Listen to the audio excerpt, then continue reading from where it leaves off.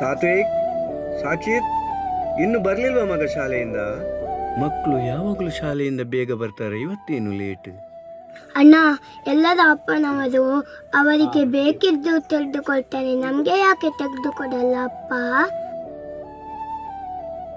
ಅಪ್ಪ, ಶಾಲೆಯಲ್ಲಿ ಎಲ್ಲರ ಹತ್ರ ಚಪ್ಪಲ್ ಉಂಟು, ನಮ್ಮ ಹತ್ರ ಯಾಕೆ ಇಲ್ಲಪ್ಪ?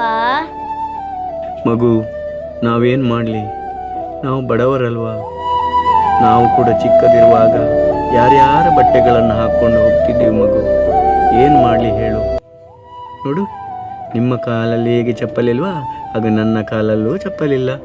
ಅಪ್ಪ, ನಾನು ನಿಮ್ಗೆ ಹೇಳ್ತೀನಿ, ನೀವು ಬೇಜಾರು ಮಾಡಬೇಡಿ. ಹೇಳು ಮಗು, ಇನ್ಯಾಕೆ ತಡ?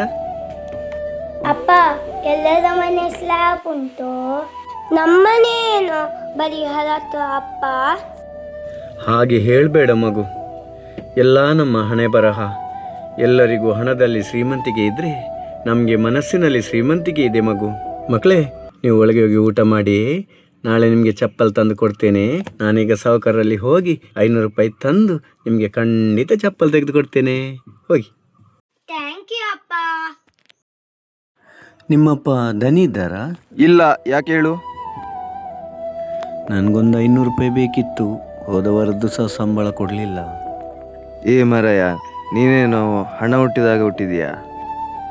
ನಾನೇನು ಗಂಟು ತಿಂತೇನ? ಏನು ಮಾಡಲಿ, ಬೆಳಿಗ್ಗಿಂದ ಸಂಜೆ ತನಕ ಕಷ್ಟಪಟ್ಟು ದುಡಿದ್ರೂ ನೀವು ಹಣ ಕೊಡಲ್ಲ. ಹೀಗಾದರೆ ನಾನು ಮಕ್ಕಳನ್ನು ಹೇಗೆ ಸಾಕಲಿ? ಹೀಗಾದರೆ ನಮ್ಮಂಥ ಬಡವರ ಪರಿಸ್ಥಿತಿ ಏನು ಮಾಡಲಿ?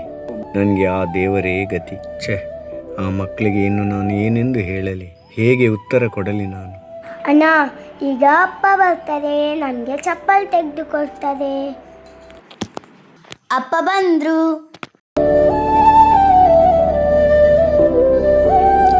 ಅಪ್ಪ, ನೀವು ನಾಳೆ ಚಪ್ಪಲ್ ತೆಗೆದು ಕೊಡ್ತೀರಲ್ವಾ?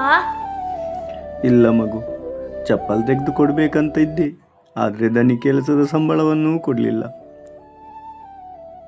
ಚಪ್ಪಲ್ ನಾಳೆ ತಂದು ಕೊಡ್ತೇನೆ, ನೀವು ಆಟ ಆಡಿ ಹೋಗಿ.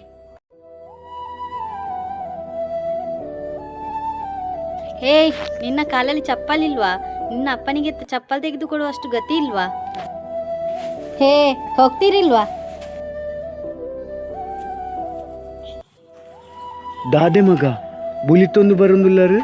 ಅಪ್ಪ, ನನಗೆಂದು ಅಕ್ಕ ಹೇಳಿದ್ರು, ನಿಮ್ಮ ತಂದೆಗೆ ಚಪ್ಪಲ್ ತೆಗೆದು ಕೊಡಲಿಕ್ಕೂ ಗೊತ್ತಿಲ್ಲ ಅಂತ ಹೇಳಿದ್ರಪ್ಪ. ಹೌದ ಮಗ, ಈ ಮಾತನ್ನು ಕೂಡ ಮಕ್ಕಳು ಹೇಳಿದ್ರ? ನಮ್ಮ ಜೀವನದಲ್ಲಿ ಏನೇನು ಆಗಲಿಕ್ಕಿದೆ ಎಂದು ನಮಗೆ ಜೀವನದಲ್ಲಿ ಗೊತ್ತಾಗಿರಲ್ಲ. ಏನೇನು ಜೀವನದಲ್ಲಿ ಬರ್ತದೋ ಅದನ್ನೆಲ್ಲ ನಾವು ಅನುಭವಿಸಬೇಕು. ಹೋಗಿ, ನೀವು ಊಟ ಮಾಡಿ ಮಗ, ಹೋಗಿ. ಆಯ್ತು ಅಪ್ಪ. ಛೇ, ಎಂತಹ ಪರಿಸ್ಥಿತಿ! ನನ್ನ ಮಕ್ಕಳಿಗೆ ಬೇಕಾದ್ದನ್ನು ತಂದುಕೊಳ್ಳಲಿಕ್ಕೆ ನನ್ನಿಂದ ಸಾಧ್ಯವಾಗಲಿಲ್ಲವಲ್ಲ. ಏನು ಮಾಡಲಿ? ಎಲ್ಲ ನನ್ನ ಹಣೆ ಬರಹ. ಬೆಳಗಿನಿಂದ ಸಂಜೆ ತನಕ ದುಡಿದ್ರೂ ನಮಗೆ ಕೈಗೆ ಸಂಬಳ ಸಿಗ್ತಾ ಇಲ್ಲ. ನಾನು ಏನು ಮಾಡಲಿ? ಒಂದೂ ನನಗೆ ಅರ್ಥವಾಗುತ್ತಿಲ್ಲ. ಎಲ್ಲಾದರೂ ಕದ್ದೆ ಅಂತಾದರೆ ಕಳ್ಳ ಎಂಬ ಹೆಸರಿಡುತ್ತಾರೆ.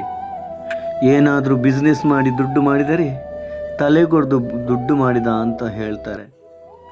ತಲೆ ಬಿಸಿಗೆಂದು ಮದ್ಯಪಾನದ ಚಟ ಹಿಡಿದರೆ ನನ್ನ ಮಕ್ಕಳ ಭವಿಷ್ಯವೇನು?